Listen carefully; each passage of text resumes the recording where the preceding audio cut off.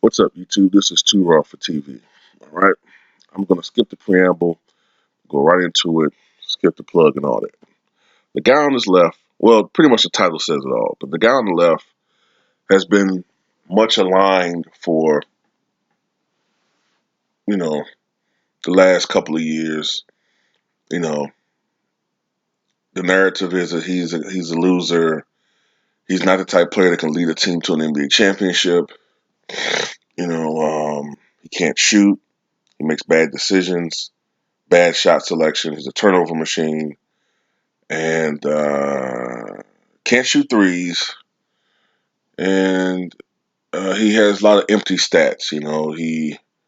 There's a stat pattern, and he steals rebounds. He's a thief when it comes to rebounds. He selfishly gets assists and all that. Right? I accept that. I still love Russ. You know why I love him? I don't know. Sometimes a man can from outside, from the outside in, people are like, why in the hell does he like this woman? She ain't all that in the face and da da da. It's just something about her that I like. And with Russ, I don't know. It's just something about him as a basketball player I connect with. You know what I'm saying? Maybe it's the fact that I root for the underdog a lot. And despite the fact that it's been kind of perceived that he's a bad player, a bad teammate. For the most part, most of the players that I've read about that play with Russ say they love playing with the guy. At least they say that. So it is what it is. But anyway, this is my beef though. Guys like him, guys like LeBron, to a lesser extent, but still LeBron. The narrative is that they're stat padders. It's more widespread with the criticism with Russell. With LeBron, it's more the LeBron haters. They said it's that he stat pads. Okay.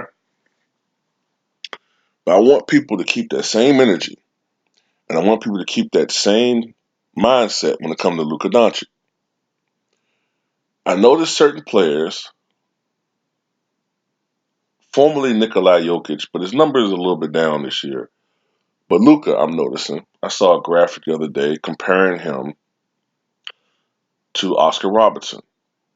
And Oscar Robertson season 1961-62 when he averaged a triple double.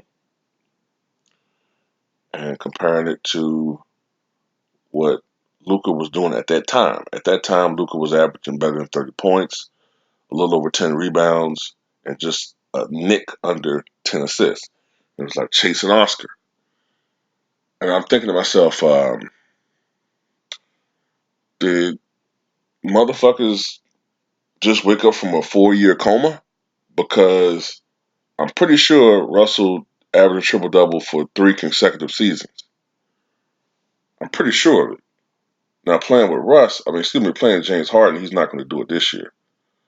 Okay, because James Harden is just too ball dominant for Russ to average a triple double this year. But the guy averaged triple double for 3 consecutive years. Whether or not he's stat padding, whatever, it takes an insane amount of energy to be able to do that for 3 consecutive seasons. I don't care what somebody says. He can be stat padding, sure, whatever. But still to do it for 3 years in a row takes a lot of energy. And the fact that they won 80% of those games where he had a triple double.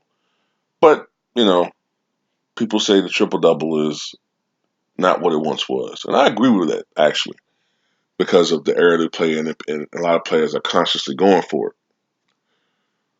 But just keep that same energy for Luka. Don't sit up there and say, "Oh well, Luka's." I hate when people say shit like this disingenuous throwaway line like, "Well, the difference is Luka's playing within the." No, he's not. Don't go there with that bullshit. He stat pads just like anybody else. He stays in the games sometimes when it's blowouts.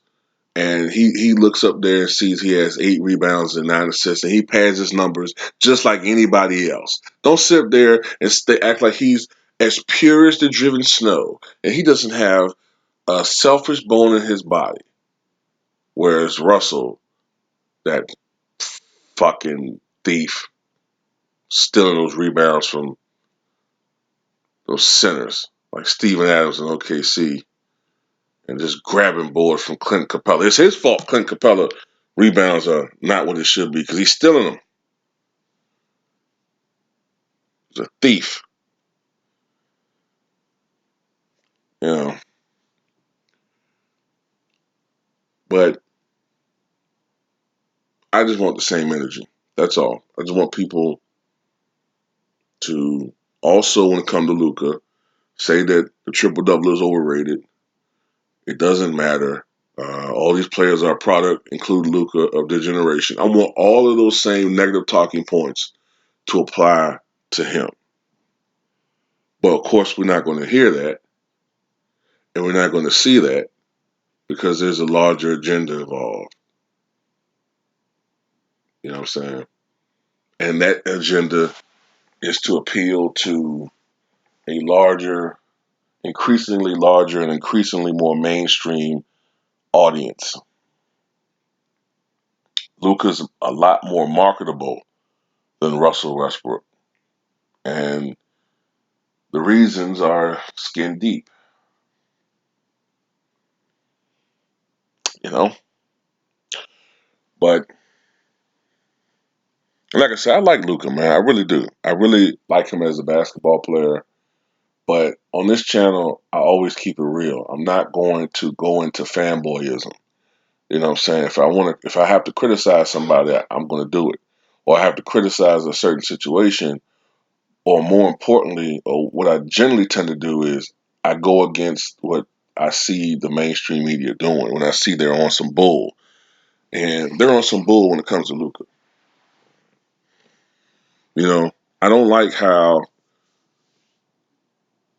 on the one end with Luka, they'll say, "Wow, uh, what Luka's doing is historic, and no other 20-year-old has done this. No other second-year players had a season like Luka." And then you look and you're like, "Well, I don't know, man. I think Wilt's second season was pretty good when he averaged 38 points and like 26 rebounds. I think that's a pretty good, sophomore season. You know, um, I think there's a lot of players who had extraordinary second seasons in the NBA. You know what I'm saying? Like you just see a lot of hyperbole out there. There's a lot of it. If I'm not mistaken, if I'm not mistaken, Rick Barry in his second year led the NBA in scoring. Let me see some real quick.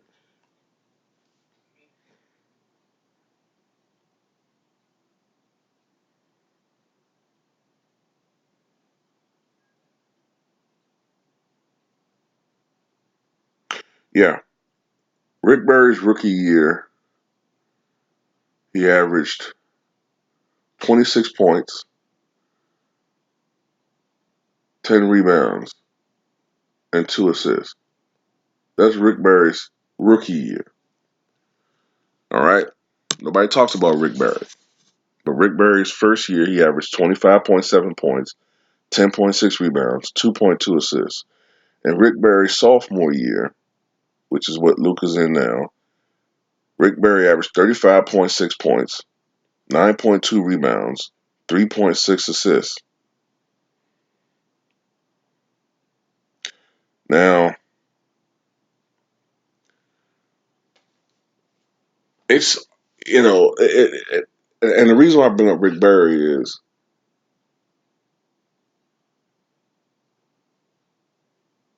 what Luka's doing is great.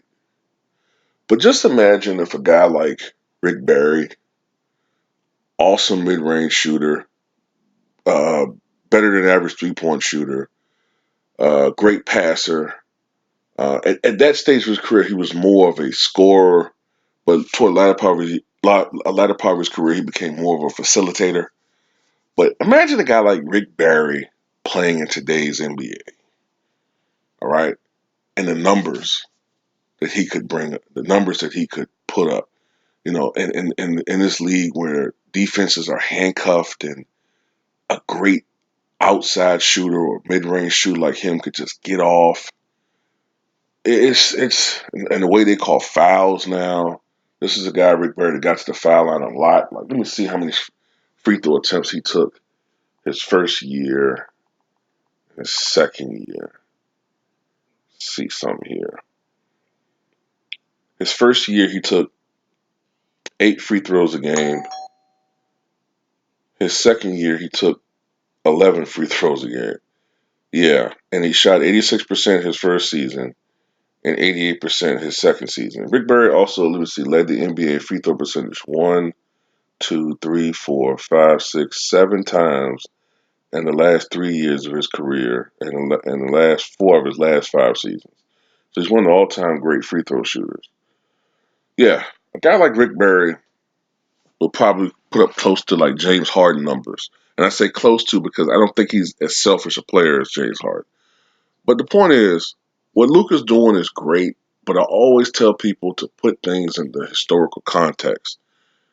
Don't compare what Luka's doing now to something that Rick Barry or LeBron James did his second year, because you got to also take into account the rules, the way the game was played, um, all of that.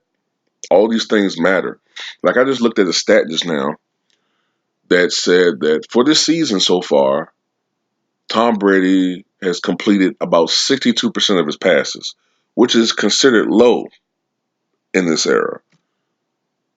20 years ago, a 62% passing completion was very good. All right, very good. 30 years ago and 40 years ago, a 62% passing completion was excellent. As a matter of fact, 40, 50 years ago, that would have been extraordinary. Why? Because of defenses. So, keep all these things in perspective, man. But at the end of the day, the point of this video is what Luka is doing is great, but don't act like it's some new shit that hasn't been done. All right, and we all know why he's being propped up over other guys. We all know, and why his accomplishments are being propped up. And also, and also, keep that same energy, mainstream media. When you talk about a guy like Carmelo Anthony, who they were shitting on again this morning,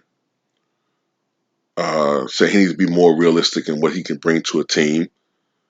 And I do now hope that Carmelo gets comeback player of the year, because the way that the media keeps harping on this guy and as far as like criticizing him and insisting that he's washed up, I hope he averages 20 points per game this year, because the way that they're coming at him is disgusting. But keep that same energy that you guys have for Carmelo and DeMarcus Cousins when you say that he don't play defense. They don't play defense, which is code. Like I keep saying, it's code for saying he's lazy. He doesn't want to give effort. That's what they're saying. Luka, it's looked like he's in quicksand on defense. He gives no effort on defense, but nobody says anything about it, and we know why.